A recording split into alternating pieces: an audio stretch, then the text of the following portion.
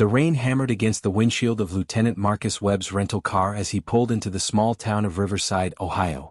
After 12 years serving as a Navy sniper in some of the world's most dangerous places, he was finally home. But home felt foreign now. The streets looked smaller, the buildings older, the faces unfamiliar. He was here for one reason only: the funeral of Uncle Ray, the man who raised him after his parents disappeared when he was just 8 years old. Marcus hadn't seen Uncle Ray in 5 years. Deployment after deployment kept him away, and the guilt gnawed at him every single day. The last conversation they had was brief, rushed. Marcus promising he'd visit soon. A promise he never kept. And now it was too late. The funeral was small. A handful of people Marcus didn't recognize, some old friends of Ray's from the police force, and Mrs. Chun from the corner store who still remembered Marcus as the quiet kid who loved chocolate milk. As the service ended and people dispersed, a man in his 60s approached Marcus. His face was weathered but kind, with eyes that held decades of stories. "You must be Marcus," the man said, extending his hand. "I'm Tom Hendricks. I worked with Ray for 23 years on the force." Marcus shook his hand, nodding. "He talked about you. Said you were the best partner he ever had." Tom smiled sadly. "Ray was proud of you, son. Talked about you every single day. Kept newspaper clippings of your commendations, even the ones that weren't supposed to be public." He paused, reaching into his jacket. "He left something for you. Asked me to make sure you got it personally." Tom handed Marcus an envelope and a set of keys. The keys were old, worn smooth by years of use, attached to a faded keychain that read, "Protect and Serve." "What are these for?" Marcus asked, turning the keys over in his palm. His old patrol car. The 1976 Ford LTD he drove his entire career. He kept it in pristine condition all these years. Wouldn't sell it, wouldn't donate it. Said it was waiting for someone special. Tom's voice cracked slightly. "He wanted you to have it." Marcus stared at the keys, confused. "Why would he leave me his old patrol car?" Tom placed a hand on Marcus's shoulder. "Read the letter. Everything you need to know is in there. The car's at his house in the garage. Been sitting there waiting for you." He squeezed Marcus's shoulder gently. "Your uncle was a good man, Marcus. One of the best I ever knew. And he loved you more than anything in this world." As Tom walked away, Marcus stood in the cemetery parking lot, rain mixing with tears he didn't know he was crying. He opened the envelope with trembling fingers. Inside was a handwritten letter on lined paper, the handwriting shaky but unmistakably Uncle Ray's. "My dearest Marcus," it began. "If you're reading this, then I've run out of time to tell you this story in person. I'm sorry for that. I'm sorry for a lot of things. But mostly I'm sorry I never told you the truth. The truth about your parents. The truth about why I raised you. The truth about who you really are. It's time you knew everything.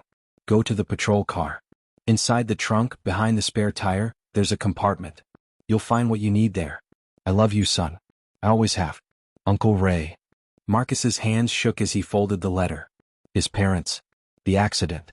The story he'd been told his whole life, that they died in a car crash when he was 8 and Ray, his father's brother, took him in. But there was something in Ray's words, something that suggested the story wasn't complete.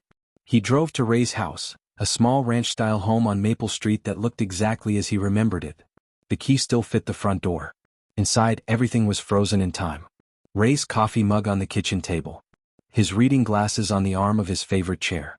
The photos on the wall chronicling Marcus's life from a gap-toothed kid to a decorated naval officer. Marcus walked through the house, each room flooding him with memories. The kitchen where Ray taught him to make pancakes every Sunday. The living room where they watched baseball games and Ray explained the strategy behind every pitch. The small bedroom that had been Marcus's, now converted to a sort of shrine with his military photos and medals carefully displayed. But Marcus was drawn to the garage. He opened the door and flipped the light switch. There, under a protective cover, sat the car. He pulled the cover off slowly, revealing a beautiful 1976 Ford LTD in classic black and white patrol livery. The car gleamed despite its age, every inch of it maintained with obsessive care. On the side, the badge of the Riverside Police Department. Car number 27. Marcus ran his hand along the hood, feeling the cool metal beneath his fingers. This car had been Ray's partner for decades. How many calls had it responded to? How many people had it helped? How many stories did it hold within its frame? He unlocked the trunk with shaking hands. Inside, everything was organized perfectly. Emergency kit, tools, spare tire. He pulled back the mat covering the spare tire and found what Ray had described. A hidden compartment secured with a small lock. One of the keys on the keychain fit perfectly. Inside the compartment were several items wrapped in plastic to protect them from moisture. Marcus pulled them out carefully. A thick file folder. A shoebox. A small leather journal. And a photograph. He picked up the photograph first. It showed a young couple, probably in their late 20s, standing in front of this very patrol car. The man was in a police uniform, tall and strong with Marcus's same dark eyes. The woman was beautiful, with a warm smile and her hand resting on her pregnant belly. On the back, written in faded ink, Daniel and Sarah Webb. 3 months until we meet our son. Riverside PD Annual Picnic, 1992. Marcus's breath caught in his throat. Daniel Webb. His father. His father was a police officer. But the story had always been that his dad worked in sales, that his mom was a teacher. Why would Ray lie about that? He opened the file folder with trembling hands. Inside were official documents, police reports, newspaper clippings. The first document was a birth certificate. His birth certificate. Marcus Daniel Webb, born April 15, 1993. Mother, Sarah Lynn Webb. Father, Daniel James Webb. Occupation, police officer, Riverside Police Department. The next document made his blood run cold. It was a missing persons report dated November 12, 2001. Daniel and Sarah Webb reported missing. Last seen leaving their home at approximately 8:30 p.m. Vehicle found abandoned 3 miles outside of town. No signs of struggle. No witnesses. Investigation ongoing. Marcus sat down heavily on the garage floor, documents spread around him. Missing. Not dead. Missing. He grabbed the newspaper clippings, his hands shaking so badly he could barely hold them. The headlines told a story he'd never heard. Local police officer and wife vanish without trace. Webb family mystery deepens as search continues. FBI joins investigation into missing couple. Brother of missing officer granted custody of 8-year-old son. And then 6 months later, Webb case goes cold. Family still searching for answers. Marcus felt like the ground had opened beneath him. Everything he thought he knew about his past was a lie. His parents hadn't died in an accident. They disappeared. Vanished. And Ray had raised him knowing this truth, keeping it from him for 24 years. But why? Why would Ray hide this from him? He reached for the leather journal, his hands still shaking. The first page was dated January 2002, 2 months after his parents disappeared. I don't know how to do this, Ray had written. How do I raise my brother's son while searching for him? How do I tell Marcus that his parents are missing, not dead? The counselor says an 8-year-old needs closure. That uncertainty will damage him. So I made the hardest decision of my life. I told him they died. I gave him a story he could understand, something final. But every day I search. Every single day I look for Danny and Sarah. I owe it to my brother. I owe it to Marcus. I will never stop looking. Marcus flipped through the pages, years of entries documenting Ray's search. Tips followed and dismissed. Possible sightings investigated. Private investigators hired and fired. Ray had spent his entire retirement, every penny he had, every moment of his free time, searching for Marcus's parents. The entries became more desperate as years passed. Year 5. Still nothing. Sometimes I wonder if I made the right choice. Should I have told Marcus the truth? But how could I burden a child with this not knowing? Year 10. Marcus enlisted in the Navy today. I'm so proud of him, but I'm terrified too. What if something happens to him while I'm still searching for his parents? What if he never knows the truth? Year 15. I found something. After all these years, I finally found something. Marcus's heart pounded as he read the final entries from just months ago. I hired a new investigator, Jackson Morris. He's expensive, but he's good. He found a lead in Oregon. A couple matching Daniel and Sarah's description, living under different names. Working at a small community center. I can barely breathe as I write this. Could it really be them? Morris confirmed it. It's them. My brother is alive. Sarah is alive. They've been living in a small town called Clearwater, Oregon for the past 20 years. But here's what breaks my heart. They have no memory of their previous life. Complete amnesia. They don't remember being Daniel and Sarah Webb. They don't remember Riverside. They don't remember me. They don't remember Marcus. I went to see them yesterday. Drove 18 hours straight. I stood outside the community center where they work, watching them help people, laughing together, looking happy. Daniel saw me through the window. He smiled and waved the way you wave at a stranger. My own brother looked at me with no recognition in his eyes. I couldn't go in. I couldn't face them. How do I tell them they have a son? How do I tell Marcus that his parents are alive but don't remember him? I'm sick. The doctor says I have maybe 6 months. I need to tell Marcus everything, but I'm a coward. I've been a coward his whole life, hiding the truth. So I'm writing it all down. Everything. The location, the investigators' reports, the photos Morris took. It's all in this car waiting for him. Marcus, if you're reading this, I'm so sorry. Sorry I lied. Sorry I kept this from you. Sorry I'm not brave enough to tell you face to face. Your parents are alive. They're in Clearwater, Oregon. They're good people living good lives. They just don't remember their old life. They don't remember you. And I don't know if that's better or worse than them being gone. Marcus couldn't breathe. The garage felt too small, too hot. His parents were alive. Alive. After 24 years of believing they were dead, they were alive. But they didn't remember him. They didn't remember anything. He pulled out the remaining documents from the hidden compartment. Investigator reports with photos of a middle-aged couple. The man still tall with gray in his hair now. The woman still beautiful, laugh lines around her eyes. They were his parents, but they were also strangers. The reports detailed their new life. They went by James and Sarah Miller now. They ran an after-school program for at-risk youth. They volunteered at the local shelter. They were beloved in their community. There was a medical report explaining what the investigator had discovered. Both Daniel and Sarah had been found in Oregon in late 2001, suffering from severe head trauma and complete retrograde amnesia. No identification. No memory of who they were or where they came from. The hospital treated them, but their memories never returned. They built a new life from nothing, creating new identities, new histories. Marcus sat in the garage for hours, reading every document, studying every photo, trying to process the impossible truth. His parents were alive. Uncle Ray had known for months and hadn't told him. And now Ray was gone, and Marcus was left with this impossible knowledge. He found one final letter at the bottom of the shoebox, dated just 2 weeks before Ray died. Marcus, I know you'll be angry with me for keeping this secret. You have every right to be. But I need you to understand why I made the choices I made. When you were 8, you were a scared little boy who needed stability. I gave you that even if it meant lying to you. As you got older, I kept the secret because I had nothing to tell you. Missing isn't the same as dead, but it's not the same as hope either. It's limbo. It's torture. I didn't want that for you. And now I know they're alive, but they're not really your parents anymore. They're different people with different lives and no memory of you. I don't know if it's kinder to leave them in peace or to try to make them remember. That decision isn't mine to make. It's yours. This patrol car, number 27, it was your father's car. He drove it every day for 10 years before he disappeared. He loved this car. He used to talk about fixing it up and giving it to you when you got your license. That never happened, so I kept it for him. Kept it for you. Every time I polished it, every time I changed the oil, I was keeping a promise to my brother. And now I'm passing that promise to you. Whatever you decide to do with this information, know that I love you. You were the son I never had. Raising you was the greatest honor of my life. I'm sorry I couldn't be braver. I'm sorry I couldn't give you the truth sooner. But I hope you can understand why I did what I did. Everything was done out of love. The car is yours now. It's been waiting for you just like I've been waiting to tell you the truth. What you do next is up to you. But know this, your parents loved you more than anything. That much is true even if they can't remember it now. Uncle Ray.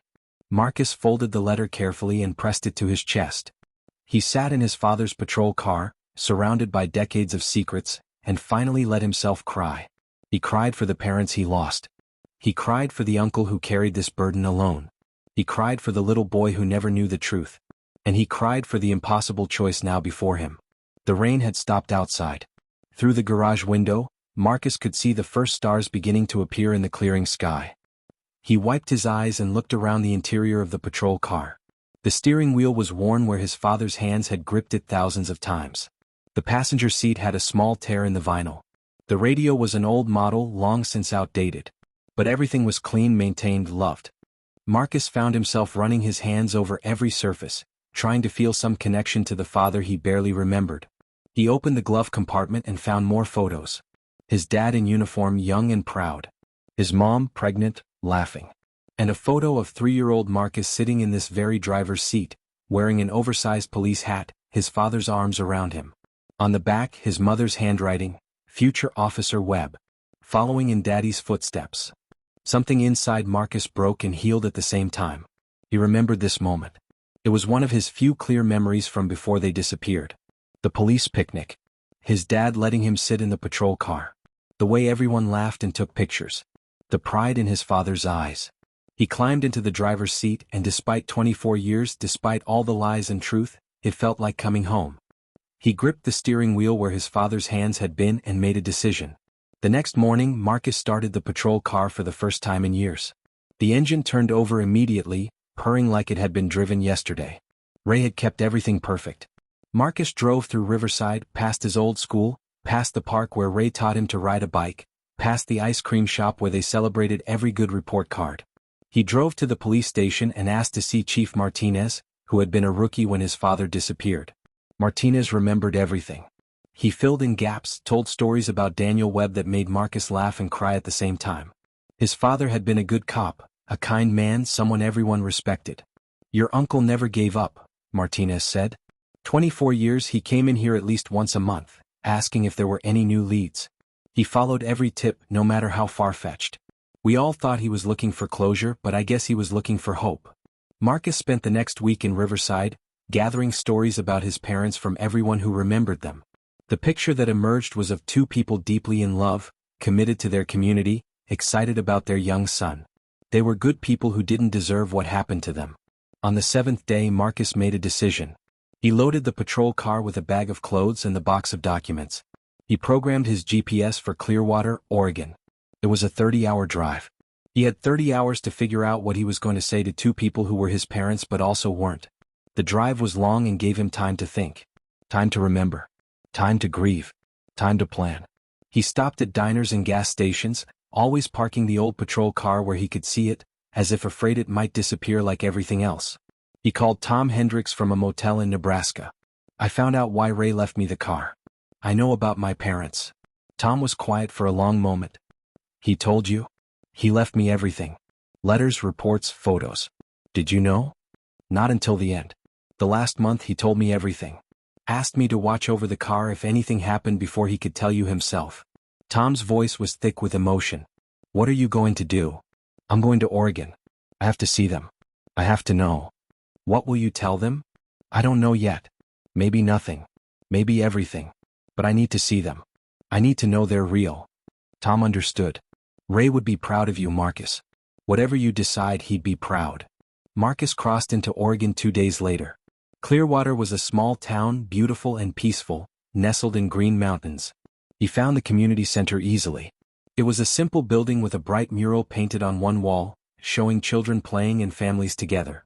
He sat in the patrol car across the street for 2 hours, watching. And then he saw them. His father, older but unmistakable, came out of the building with a young boy, maybe 10 years old, talking animatedly. His mother followed, carrying art supplies, laughing at something the boy said. Marcus watched them interact with the child, patient and kind, the way good mentors are. He saw them hold hands briefly as they walked back into the building. He saw the life they had built from nothing. And he realized something profound. They were happy. They were doing good work. They were helping people. They had survived something terrible and built something beautiful from the wreckage. Did he have the right to destroy that peace? Did he have the right to burden them with a past they couldn't remember? But he also realized that he needed closure. He needed to speak to them even if they didn't know who he was. He needed to see them up close, to hear their voices, to know that they were real and not just photographs and reports. Marcus waited until the next day. He put on civilian clothes, nothing that would suggest military or connection to their past. He walked into the community center with his heart pounding so hard he thought everyone could hear it. The interior was warm and welcoming. Children's artwork covered the walls. The smell of fresh paint and coffee filled the air. And there, at the front desk, sat his mother. Up close, she was even more beautiful than the photos. Her eyes were kind, her smile genuine. "Hello," she said warmly. "Welcome to Clearwater Community Center. How can I help you?" Marcus's throat closed. This was his mother. The woman who carried him, who gave birth to him, who loved him for 8 years. And she was looking at him like a stranger. He cleared his throat. "I heard you have programs for at-risk youth. I was wondering if you could tell me about them." Her face lit up. "Of course. We run several programs. Let me get my husband. He's the real heart of our youth programs." "James," she called. "Can you come here?" And then his father walked out from a back room and Marcus couldn't breathe. Daniel Webb. His father. Right there. Real. Alive. Hi there, his father said, extending his hand. I'm James Miller. You interested in our programs? Marcus shook his hand, feeling the strength in his father's grip. Marcus. My name is Marcus. They spent an hour talking. His parents, who didn't know they were his parents, told him about their work with kids who'd lost their way. They talked about second chances and new beginnings.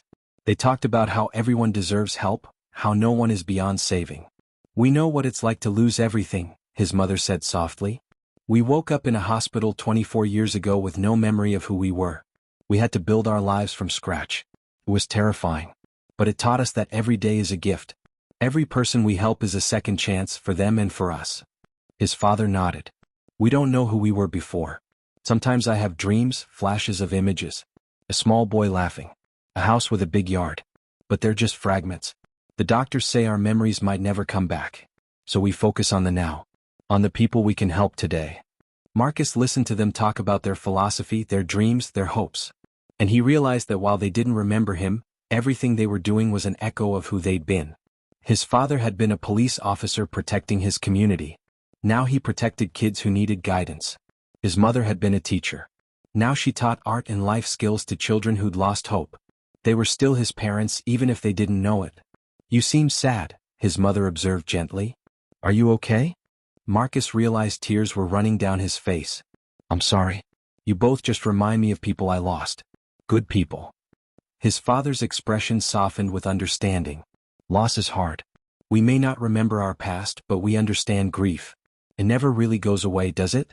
You just learn to carry it. Yeah, Marcus whispered. You learn to carry it.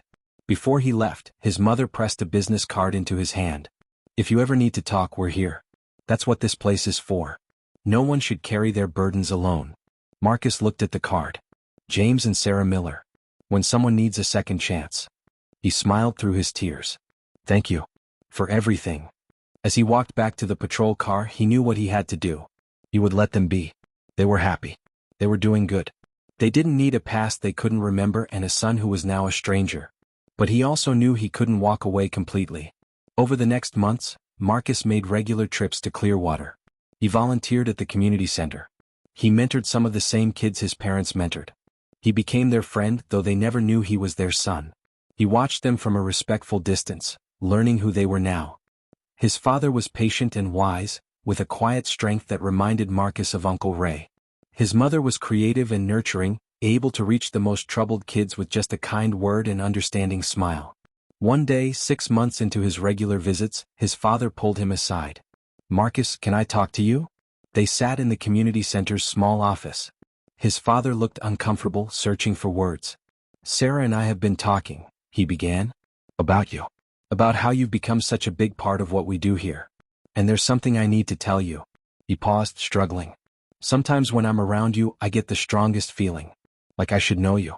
Like you're important. Sarah feels it too. And yesterday I had a dream. Clearer than the usual fragments. I dreamed about a little boy. He had your eyes. And I was teaching him to ride a bike. When I woke up, Sarah told me she'd had a similar dream. A little boy at a police picnic. Marcus's heart stopped. What do you think it means? His father looked at him with eyes full of questions. I don't know. But I wanted you to know. In case there's something you need to tell us. Marcus sat there, faced with the impossible choice. Tell them the truth and possibly destroy their peace? Or keep the secret and preserve the relationship they had now? He thought about Uncle Ray and all the choices he'd made. He thought about the burden of secrets and the weight of truth. And he realized that Ray had been wrong about one thing. Closure wasn't always better than hope. James, Marcus said carefully. Sarah, what if I told you that you're dreaming about real memories? What if those fragments are true? His father's hands shook. I'd say I want to know more. But I'd be terrified at the same time. Over the next hours, Marcus told them everything. Gently, carefully. He showed them photos, documents, Ray's letters. He told them about the life they'd lived, the people they'd been, the love they'd shared. He told them about an 8-year-old boy who'd believed his parents were dead for 24 years. His mother cried. His father held her, tears streaming down his own face.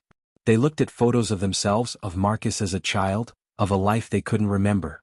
I'm so sorry, his mother whispered. I'm so sorry we forgot you. You didn't forget me, Marcus said. You lost your memories. That's not the same thing. And you know what?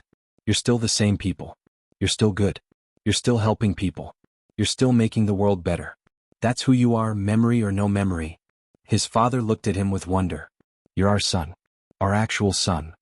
I am. But I'm also your friend. And maybe that's enough for now. They didn't regain their memories that day or in the days that followed. The doctors confirmed that their amnesia was likely permanent. But something shifted. They started calling Marcus by the name he deserved. Son. It was awkward at first. How do you be a parent to a grown man you don't remember raising? How do you be a son to parents who are essentially strangers? But slowly they built something new. Not a replacement for what was lost, but something precious in its own right. Marcus moved to Clearwater. He got a job as a crisis counselor, using his military experience to help veterans. He ate dinner with his parents twice a week. They shared stories about their current lives, and Marcus told them stories about the past they couldn't remember. They looked at photos together, and while his parents couldn't recall the moments captured, they loved hearing about them. One evening, a year after the truth came out, Marcus drove them in the old patrol car. It was the first time they'd seen it since their old life. His father ran his hand along the hood, the gesture unconsciously familiar. This was mine? Yeah. You drove it every day. You loved this car. His mother climbed into the passenger seat. It feels right. Like I've been here before. You have. Thousands of times. They drove through town and Marcus pointed out places from the photos. That's where you got married. That's the park where we used to play. That's the house where we lived. They drove past it all, his parents seeing their old life like tourists visiting a museum. But when they passed the community center where Marcus first met them again, his father smiled.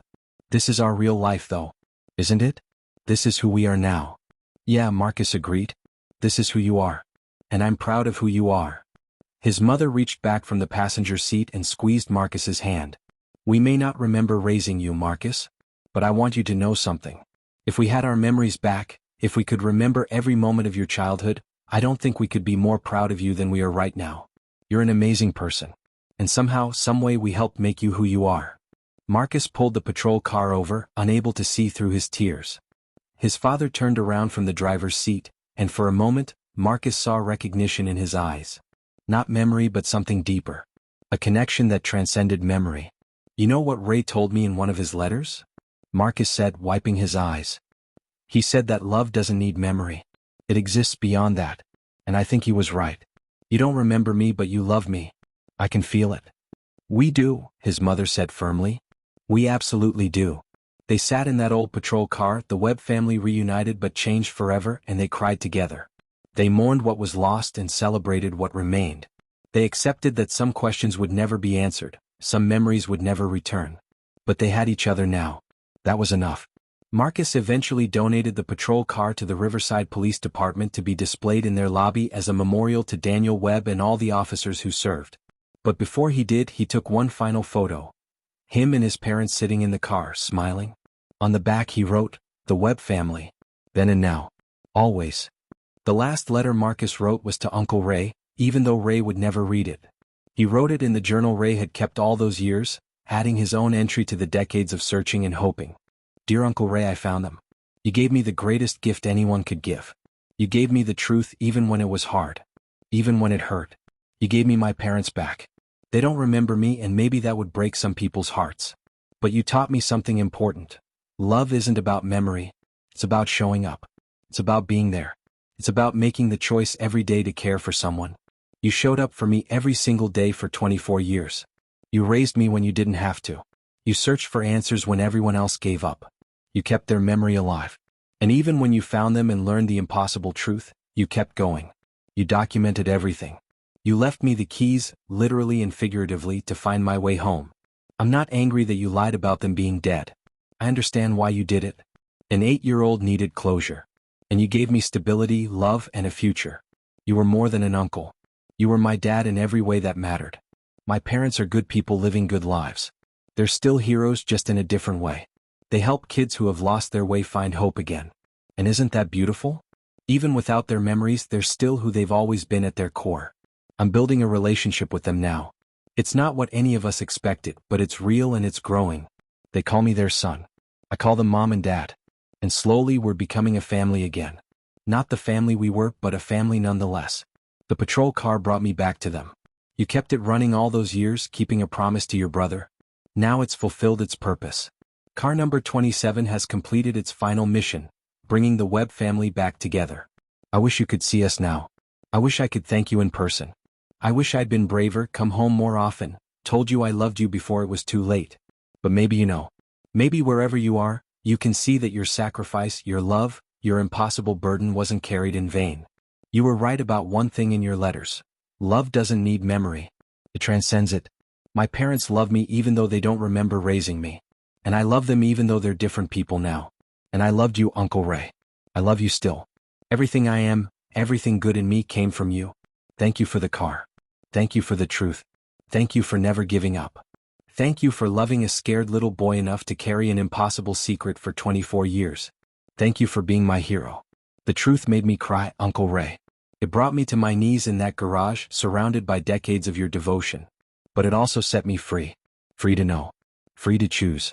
Free to love my parents for who they are now, not who they were. Rest easy, Uncle Ray. Your mission is complete. The Webb family is whole again. And it's all because of you. Your loving nephew, always and forever, Marcus. As Marcus closed the journal and placed it on the shelf next to photos of 3 generations of Webbs, he felt a peace he hadn't known in years. The truth had shattered him, but it had also healed him.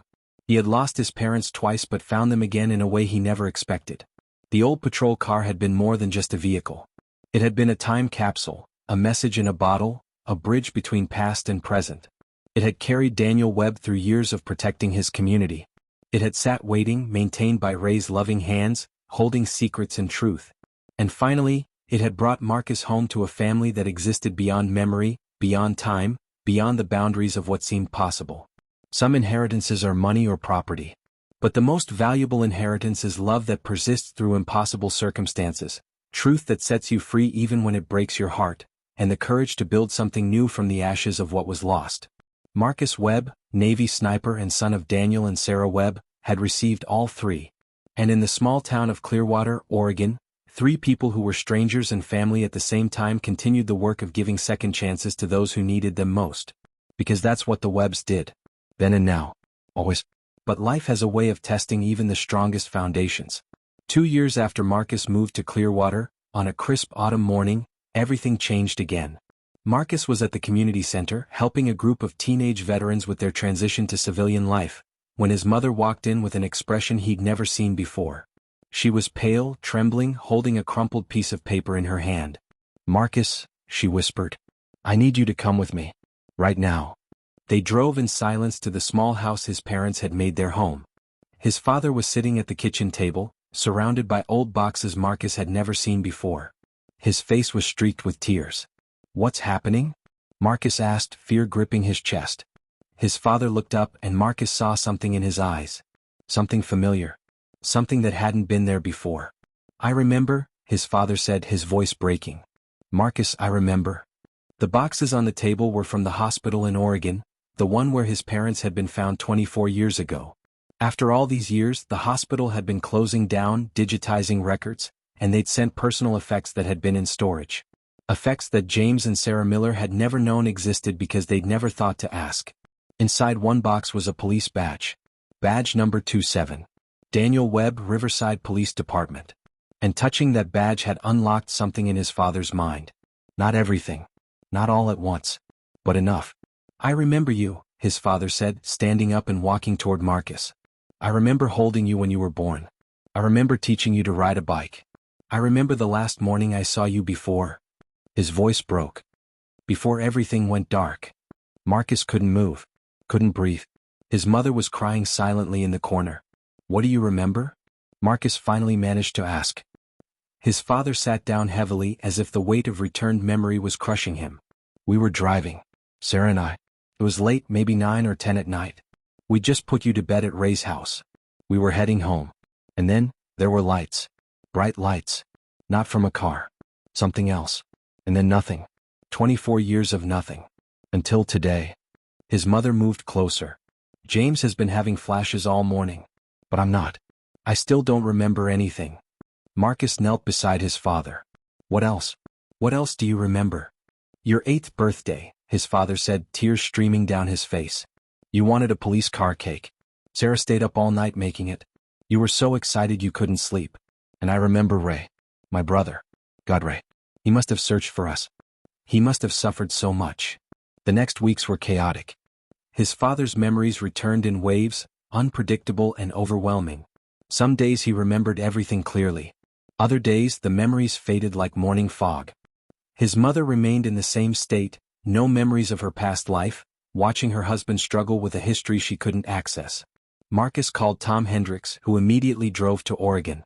Seeing Tom triggered more memories in Marcus's father. They embraced, two old partners reunited after decades apart. Danny, Tom said, using his real name for the first time. We all thought you were gone. We searched everywhere. I was gone, Daniel said. I was gone and I became someone else. But I'm here now. Partially at least. Tom had brought something with him. Files from the original investigation into Daniel and Sarah's disappearance. With Daniel's partial memories returning, maybe they could finally piece together what happened that night. They spread the files across the community center's conference room. Marcus, Daniel, Tom, and a reluctant Sarah who desperately wanted to remember but couldn't. The investigation had been thorough but ultimately fruitless. No witnesses. No evidence of foul play. The car found abandoned with all their belongings still inside. No signs of struggle. It was as if they'd simply vanished. The lights, Daniel said suddenly, staring at a map of where their car was found. The lights came from here. He pointed to an area just off the highway, a stretch of empty land that had been forest back then. What kind of lights? Tom asked. I don't know. Bright. Disorienting. Sarah screamed. I tried to turn the car around but we couldn't move. It felt like we were stuck. And then I remember pain. Terrible pain in my head. And then waking up in a hospital with no idea who I was. Marcus researched the location his father indicated. In 2001, that area had been the site of an illegal chemical dumping operation. A corporation had been secretly disposing of toxic waste in the forest. The operation had been shut down in 2002, just months after his parents disappeared, but not before several environmental contamination cases were reported. The pieces started coming together. His parents had likely witnessed something that night. Something someone didn't want them to see. The bright lights could have been from trucks or equipment. And the head trauma, the amnesia, might not have been from an accident at all. Marcus contacted the FBI agent who'd originally worked the case. Agent Teresa Campos was retired now, but she remembered the Webb case well. It had haunted her for years. I always suspected it wasn't a simple disappearance, she said when Marcus called. But we had no evidence. No body. No witnesses. The case went cold. When Marcus explained what his father had remembered and what he'd discovered about the chemical dumping site, Agent Campos went silent for a long moment. Do you know what you're suggesting? She finally said. You're saying someone hurt your parents to cover up a crime. That they were left to die or were dumped in Oregon. I'm saying we need to investigate, Marcus replied. 24 years later, someone needs to be held accountable. Campos agreed to reopen the case. With Daniel's partial testimony and new evidence about the dumping operation, they had grounds to investigate. The corporation responsible for the dumping had gone bankrupt years ago, but some of the executives were still alive. The investigation took months. During that time, Marcus watched his father struggle with having one foot in two different lives. Some days he was Daniel Webb, remembering his life as a police officer and father. Other days he was James Miller, the man who'd built a life from nothing. The two identities warred within him, and it was painful to witness. His mother, Sarah, became the anchor. She didn't have memories to confuse her. She simply loved both versions of her husband and supported him through every difficult day. And she loved Marcus as her son, memory or no memory. I may not remember giving birth to you, she told Marcus one evening.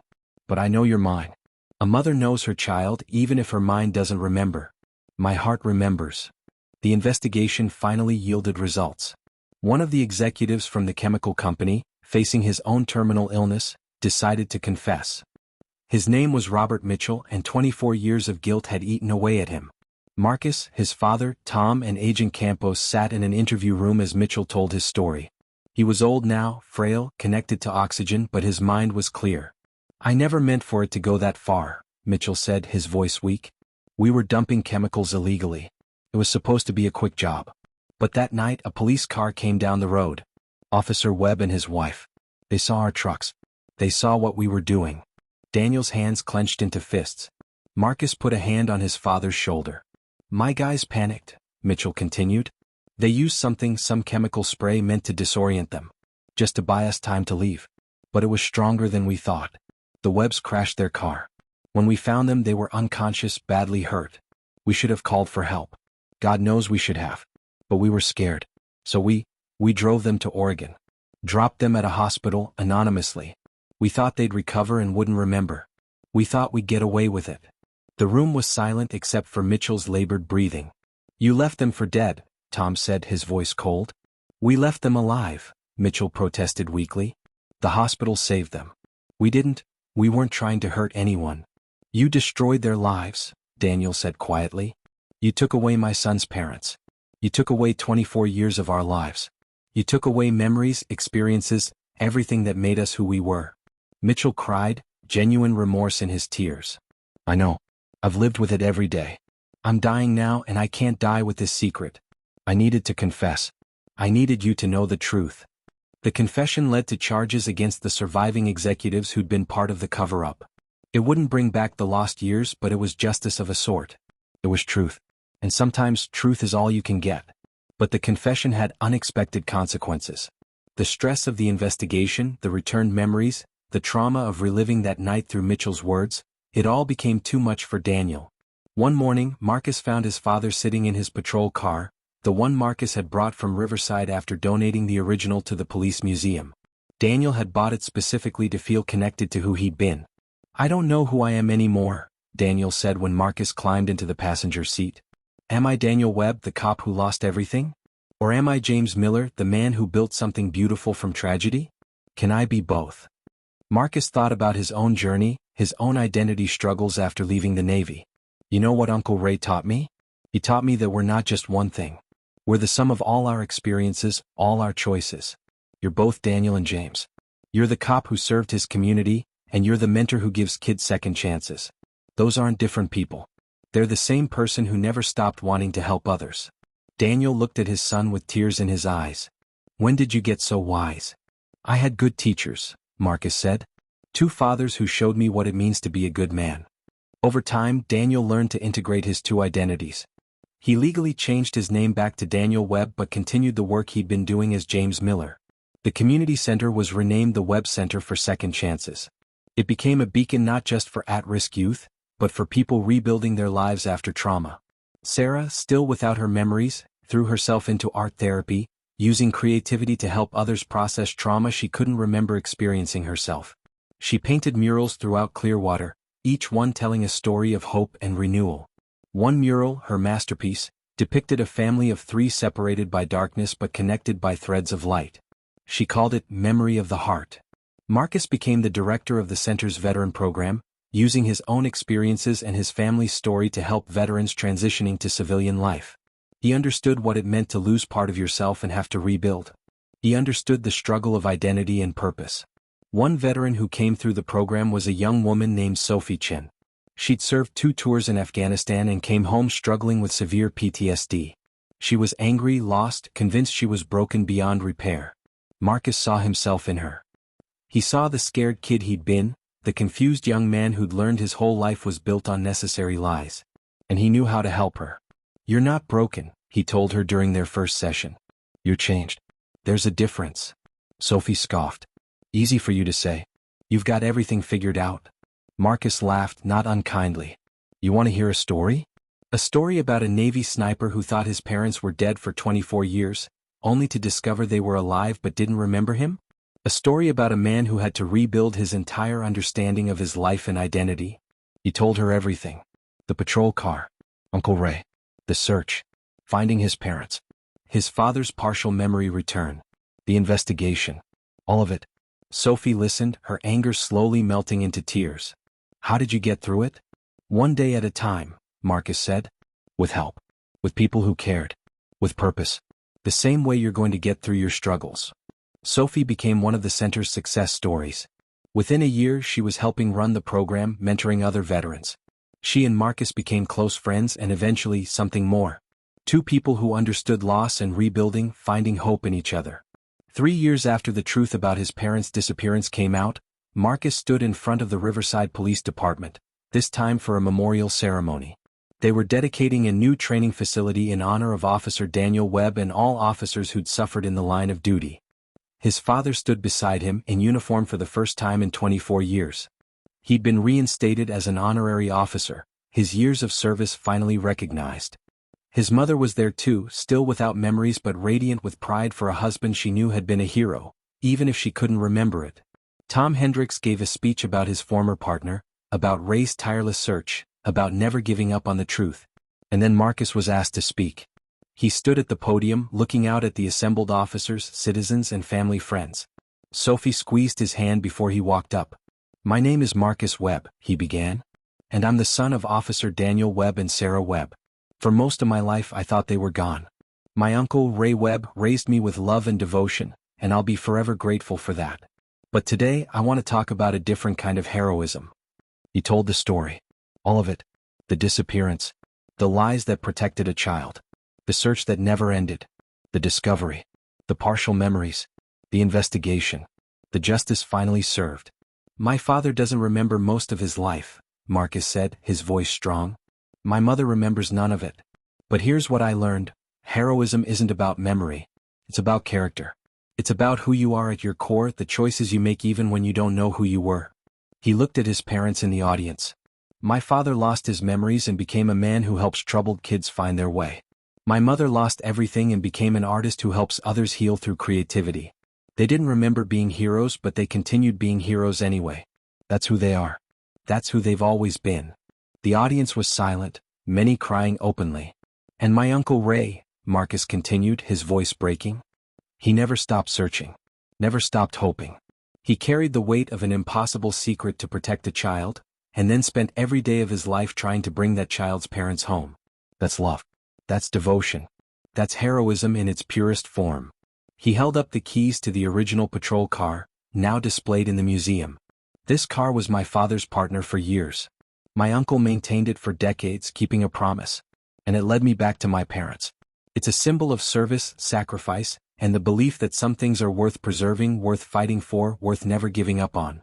After the ceremony, Marcus walked with his parents through Riverside. They visited the old house where he'd grown up. His father had fragments of memories here, shadows of recognition. His mother just smiled and held their hands. "Do you wish you could remember?" Marcus asked his mother as they stood in front of the house. Sarah thought for a moment. "Sometimes. But then I think about all the people we've helped in Clearwater. All the kids who found hope because we were there. If I'd had my memories, would we have built that center? Would we have touched those lives? Maybe everything happened exactly as it needed to." "That's a beautiful way to look at it," Marcus said. "It's the only way I can look at it," she replied. "I can't change the past, especially one I don't remember. But I can choose how I face the present and future. And I choose gratitude for what I have, not grief for what I lost." They visited Ray's grave together. Marcus placed flowers, but his father placed something else, his police badge. The original one that had triggered his partial memories. "Thank you, brother," Daniel said quietly. "Thank you for never giving up. Thank you for raising my son. Thank you for being the hero I couldn't be." That evening, the extended Webb family gathered at the community center in Clearwater for a celebration. Tom Hendricks was there, now practically a grandfather to Marcus. Sophie was there, now Marcus's fiancée. Mrs. Chun from the corner store, elderly now but still sharp. Agent Campos, who'd become a friend through the investigation. And dozens of people whose lives had been touched by the Webb family in one way or another. Marcus stood to give a toast. "I was asked to make a speech today, but honestly, I'm tired of speeches. Instead, I just want to say thank you. Thank you to everyone here who helped our family find each other again. Who helped us heal. Who reminded us that family isn't just about blood or memory, it's about love and showing up." He raised his glass. "To Uncle Ray, who taught me that love persists beyond memory. To my parents, who showed me that heroism is character, not circumstance. To Tom, who never let his partner be forgotten. To Sophie, who reminds me every day that we're all capable of healing. And to all of you who prove that community and compassion can overcome any tragedy." Everyone raised their glasses. "To the Webbs." As the celebration continued, Marcus found himself outside, looking up at the stars. Sophie joined him, wrapping her arms around him from behind. "You okay?" she asked. "Better than okay," he said. "I was just thinking about how strange life is. A few years ago, I inherited an old patrol car and thought I'd just gotten a piece of junk. Instead, I got my parents back, found the truth, got justice, and built a life I never imagined. The universe works in mysterious ways, Sophie said. Uncle Ray used to say that everything happens for a reason even if we can't see it at the time. I used to think that was just something people say to make themselves feel better. But now I think he was right. All of this, the tragedy, the loss, the discovery, it led to something meaningful. It led to the center. It led to helping people. It led to us. Sophie kissed his cheek. He'd be proud of you. Of all of you. Inside, Marcus's father was telling stories to a group of teenagers, mixing memories from both his lives into wisdom that transcended either identity. His mother was painting with a young girl who'd lost her own family, showing her how art could express what words couldn't. And all around them people were laughing, crying, healing, growing. This was the legacy of the Webb family. Not tragedy but triumph. Not loss but love. Not forgetting but forgiving and moving forward. Marcus walked back inside and joined his parents. His father put an arm around him. His mother kissed his forehead. And for a moment it didn't matter what anyone remembered or didn't remember. They were together. They were whole. They were home. The next morning, Marcus drove the new patrol car alone to a hilltop overlooking both Riverside in the distance and Clearwater below. 2 towns, 2 lives, 1 family. He pulled out his phone and recorded a video, something he'd been meaning to do for a while. "Hey Uncle Ray," he said to the camera. "It's been a few years since you left us the car and all those secrets. I wanted to give you an update. Dad remembers about 60% of his old life now. The doctors say that's probably as much as he'll get back, but it's enough. Mom still doesn't remember anything, but she's at peace with it. They're both doing incredible work, helping people, making a difference. Just like you did. Just like they did before." He paused, gathering his thoughts. "I'm getting married next spring. To an amazing woman named Sophie. You'd like her. She's strong, compassionate, a little stubborn. Reminds me of you actually. Dad's going to walk me down the aisle. It's going to be weird since he doesn't remember most of my childhood, but that's okay. We're building new memories." Marcus looked out over the landscape. "The guys who hurt my parents went to prison. Not for as long as they deserved, but it's something. Justice, even delayed, still matters. And the center in Clearwater is thriving. We've helped hundreds of kids, dozens of veterans. We're making a real difference." His voice grew thick with emotion. "I'm not angry anymore about the lies you told me. I understand why you did it. An 8-year-old needed stability, not uncertainty. You gave me that. You gave me love, guidance, purpose. You raised me to be a good man. And when you found the truth, even though it was impossible and painful, you made sure I'd eventually know it. That took courage I can't even imagine." He wiped his eyes. "I visit your grave every time I'm in Riverside. I tell you about my life, about Mom and Dad, about all the good things happening. I like to think you can hear me. I like to think you're proud. And I want you to know that everything you did, every sacrifice you made, every secret you carried, it wasn't in vain. You saved our family. You brought us back together. You're the hero of this story, Uncle Ray. You always were." Marcus ended the recording and sat in silence for a long moment. Then he started the engine and drove back down to Clearwater, where his parents were waiting to have breakfast with him, where Sophie was planning their wedding, where the community center had a full day of helping people scheduled. Life went on. Not perfect, not uncomplicated, but good. Real. Meaningful. The patrol car, the new one Daniel had bought, sat in Marcus's driveway, a daily reminder of everything they'd been through. Sometimes tourists would stop and ask about it, curious about the classic vehicle. Marcus would smile and say, "It's a family heirloom. Reminds us where we come from and where we're going." He never told the full story to strangers. That story was sacred, belonging only to those who'd lived it. But he'd tell pieces of it to the veterans and at-risk youth who came through the center's programs. He'd tell them about loss and finding, about truth and healing, about the importance of never giving up on the people you love. "Sometimes life takes everything from you," he'd say. "Your memories, your identity, your sense of who you are. But it can't take your character. It can't take your capacity for love and compassion. My parents lost 24 years of memories, but they didn't lose who they were at their core. They're still heroes. They're still making the world better. That's the lesson. You're more than your circumstances. You're more than what happened to you. You're what you choose to do with what remains." And watching him speak, his father would nod with pride. His mother would smile with love. And somewhere in whatever comes after, Uncle Ray would be proud too.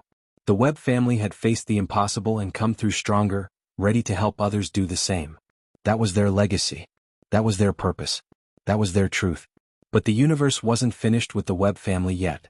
6 months before Marcus's wedding to Sophie, on a cold February morning, something extraordinary happened. Sarah Webb woke up screaming. Not from a nightmare but from something else entirely. Something impossible. Daniel rushed to her side, finding her sitting up in bed, tears streaming down her face, her hands pressed against her temples. "Sarah, what's wrong? Are you in pain?"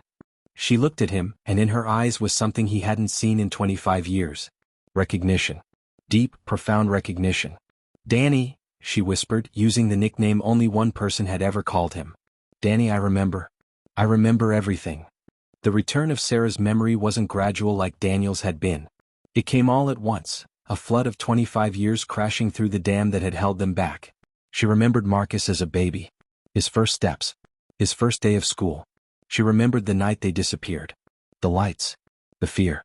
And she remembered something else, something that would change everything once again. Marcus rushed over when Daniel called, finding his mother in a state of shock, oscillating between joy at remembering her son and overwhelming grief at all she'd missed. He held her as she sobbed, whispering apologies for forgetting him, for not being there, for missing his entire life. "Mom," Marcus said firmly, holding her face in his hands. "You didn't forget me on purpose. You were hurt. None of this was your fault. What matters is now. You're here. We're together." But Sarah pulled away, her expression troubled. "Marcus, there's something I need to tell you. Something I remembered. Something about that night." They sat in the living room, the three of them, as Sarah recounted what had come back to her. The memory was crystal clear, as if it had happened yesterday instead of 25 years ago.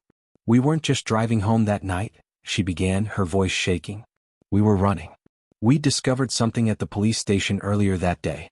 Danny had been investigating financial irregularities in the department. Money disappearing. Evidence vanishing. He'd confided in Ray, and Ray had helped him dig deeper.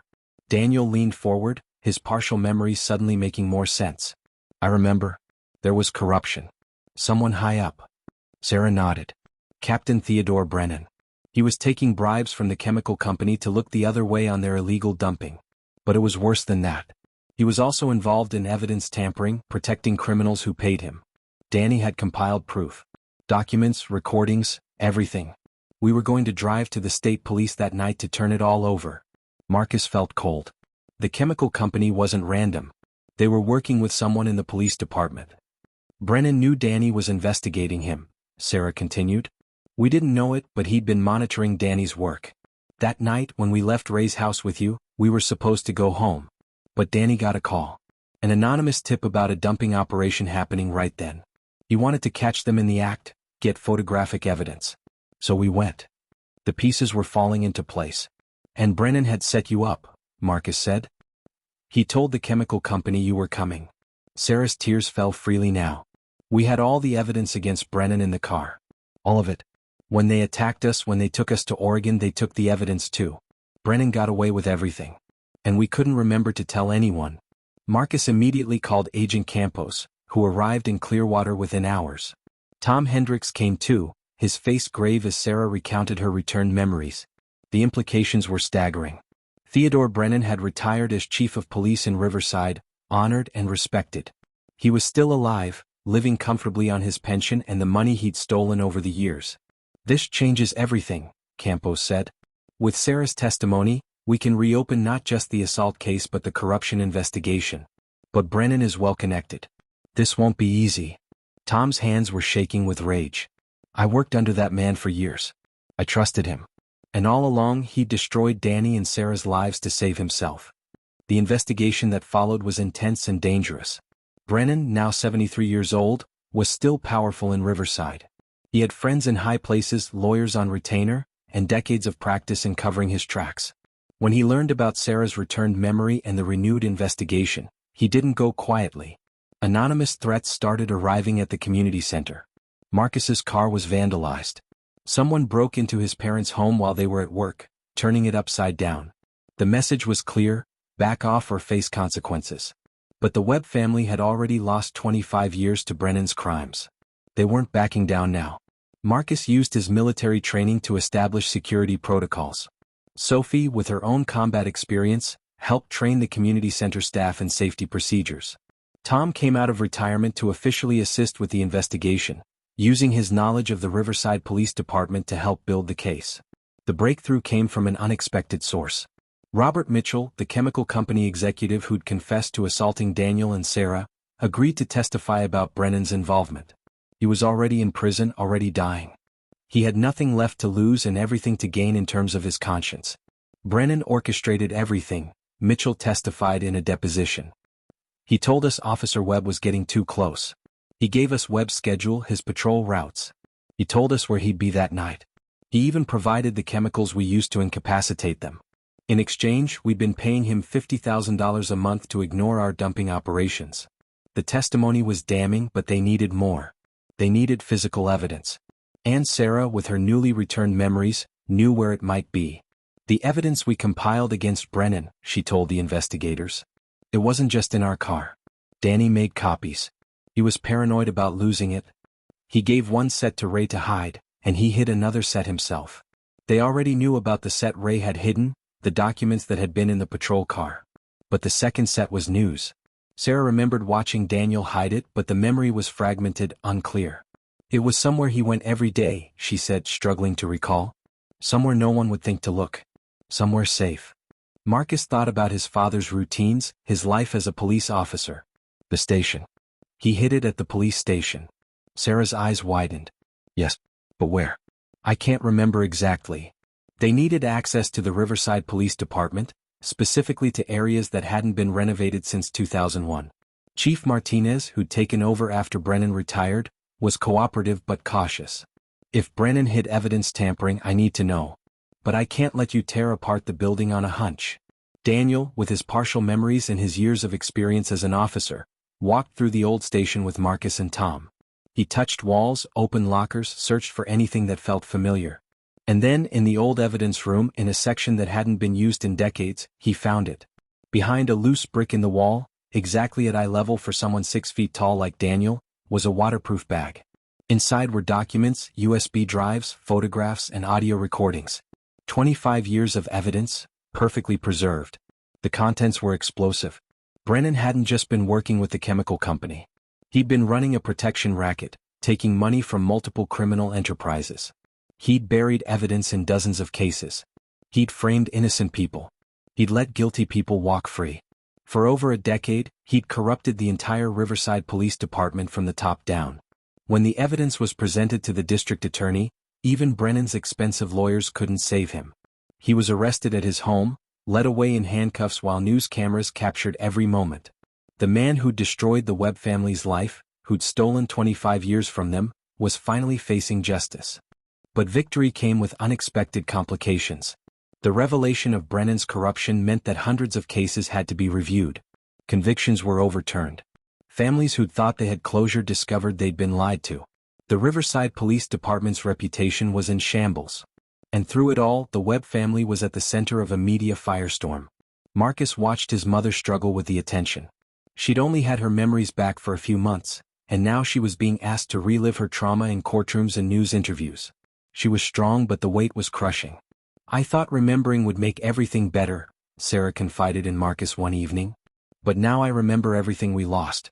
Every birthday I missed. Every milestone. 25 years of your life, gone. And I have to carry that now. Marcus understood. His mother had been at peace with not remembering. Now she carried the full weight of grief for everything she'd missed. In some ways, amnesia had been a mercy. You're allowed to grieve, Marcus told her. You're allowed to be angry about what was stolen from us. But Mom, don't forget what you built during those years. The community center. The lives you touched. That's real too.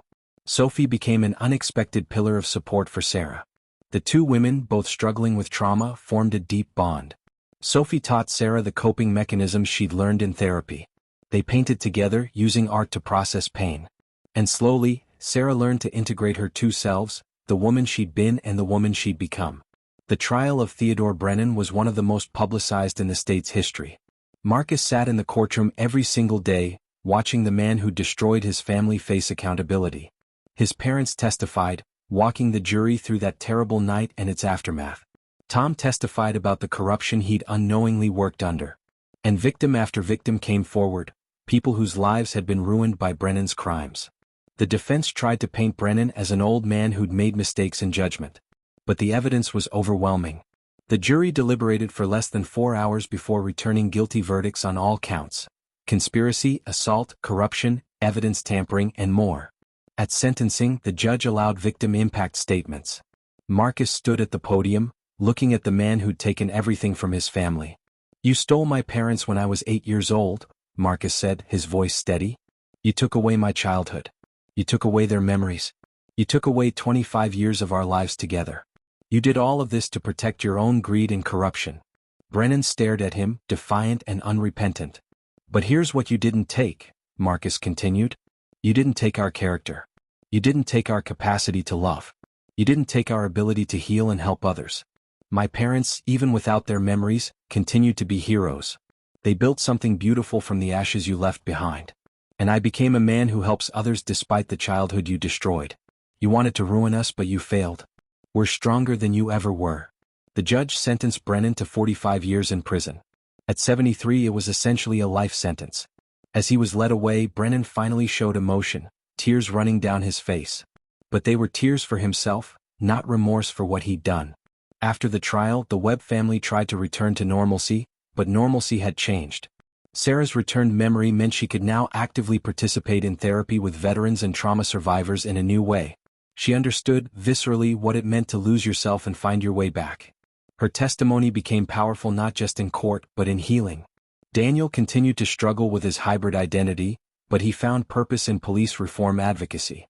He traveled to departments across the country speaking about corruption, accountability, and the importance of integrity in law enforcement. His story became a cautionary tale and an inspiration. Marcus and Sophie's wedding took place in spring as planned, but it was different now. It wasn't just a celebration of their love, but a celebration of survival, of justice, of family reunited. The ceremony took place at the community center, surrounded by everyone whose lives had been touched by the Webb family's journey. Tom Hendricks walked Sophie down the aisle. Sarah had painted a beautiful backdrop for the ceremony, a mural of light emerging from darkness.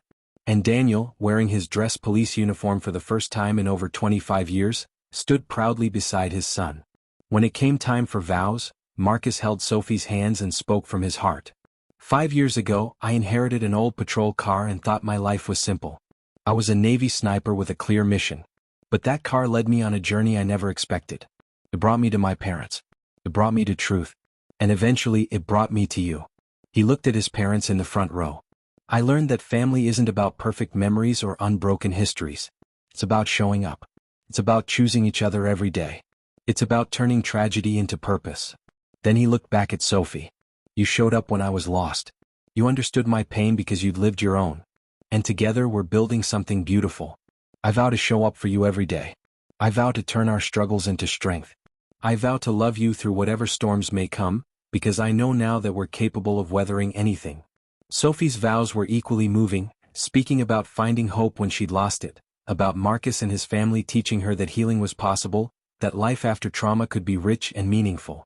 As they exchanged rings, there wasn't a dry eye in the community center. Tom was openly weeping. Agent Campos, who'd become like family, wiped tears from her cheeks. Aunt Sarah and Daniel held each other, watching their son marry the woman he loved, a moment they'd never thought they'd witness. The reception was a celebration unlike any other. Veterans danced with at-risk youth from the center's programs.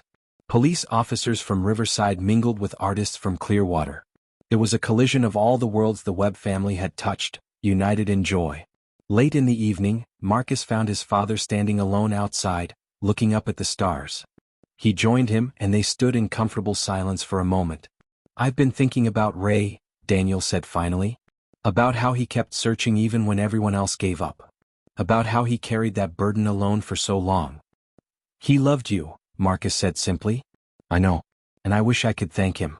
I wish I could tell him that his search wasn't in vain, that we found justice, that we're okay." Daniel's voice cracked. "I wish he could see this. See you married. See our family whole."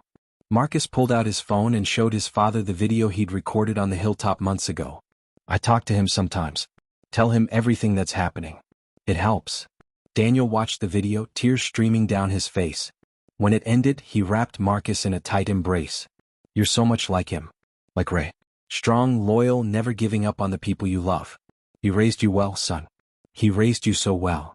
"You both did," Marcus said. You and Mom gave me my foundation even if you don't remember it. Ray built on that foundation. And now I get to have you both in my life. That's a gift most people never get. They went back inside to find Sarah dancing with Sophie, both women laughing. The community center was full of light, music, and love. And Marcus realized that this, right here, was the happy ending his family had earned. Not perfect, not simple, but real and beautiful in theirs. In the months that followed, life settled into a new rhythm. Marcus and Sophie bought a house in Clearwater, close enough to the community center to walk. They adopted a dog, a retired military working dog named Atlas who'd served in Afghanistan. The dog became a therapy animal at the center, providing comfort to veterans and children alike. Sarah's art therapy program expanded, gaining national recognition. She published a book about using creativity to heal from trauma, with all proceeds going to support the center. Her story of remembering after 25 years became a case study in neurology, giving hope to families dealing with amnesia. Daniel was appointed to a state commission on police reform, using his unique perspective to help shape policy. He spoke at police academies, his story a powerful reminder of why integrity matters in law enforcement. And slowly he made peace with his two identities, understanding that he didn't have to choose between Daniel Webb and James Miller. He was both, and that was okay. Marcus's veteran program grew to include remote counseling, reaching veterans across the country who were struggling with transition and trauma. He and Sophie co-authored a training manual for working with trauma survivors, blending her combat experience with his family's journey. The manual was adopted by veteran support organizations nationwide. 1 year after the wedding, Marcus received a letter from an unexpected source. It was from Theodore Brennan, writing from prison. Marcus almost threw it away without reading it, but Sophie convinced him to at least see what it said. The letter was not an apology. Brennan didn't have that in him. But it was an acknowledgement. He wrote about watching Marcus's victim impact statement and being struck by something Marcus had said. "You failed to ruin us." Those words had haunted Brennan in his cell. "I spent my entire life building power," Brennan wrote. "I crushed anyone who got in my way. I thought that made me strong. But watching you and your family in that courtroom, seeing how you'd survived and thrived despite what I did, I realized something. I have nothing. No family that visits. No friends. No legacy except pain. You have everything. I didn't fail to ruin you. I failed at life itself." The letter ended with a single line, "I hope you build something good with the life I tried to destroy." Marcus showed the letter to his parents and Sophie. They discussed whether it was genuine or manipulative, whether Brennan deserved any consideration. In the end, Marcus decided to respond, but not for Brennan's sake. For his own. "Mr. Brennan," he wrote, "I received your letter. I won't pretend to forgive you because what you did is unforgivable. But I will tell you this, yes, we did build something good. We built a center that helps people. We built a family that loves each other. We built lives of meaning and purpose. And we did it not because of you but despite you. You don't get credit for our success, but you can know that your attempt to destroy us failed completely. We won. You lost. That's all there is to say." He mailed the letter and never thought about Brennan again. The man had taken up enough space in their lives. 2 years after the wedding, Sarah made an announcement that shocked everyone. Her return memories had sparked something else, a calling. She wanted to work with amnesia patients and their families, helping them navigate the unique challenges of memory loss. She went back to school, pursuing a degree in counseling specializing in neurological trauma. At 60 years old, Sarah Webb became a student again, sitting in classes with people young enough to be her grandchildren. She excelled, her personal experience giving her insights that textbooks couldn't provide. Her thesis on identity formation in amnesia patients became required reading in neuropsychology programs. Daniel supported her completely, even as he continued his own work in police reform.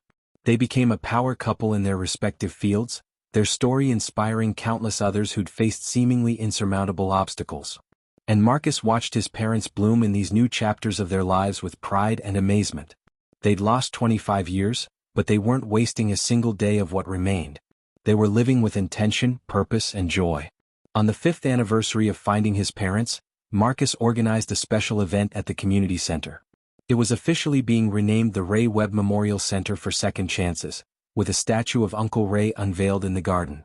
The statue showed Ray as he'd been, a kind-faced man in a police uniform holding a set of keys. At the unveiling, Marcus spoke to a crowd of hundreds.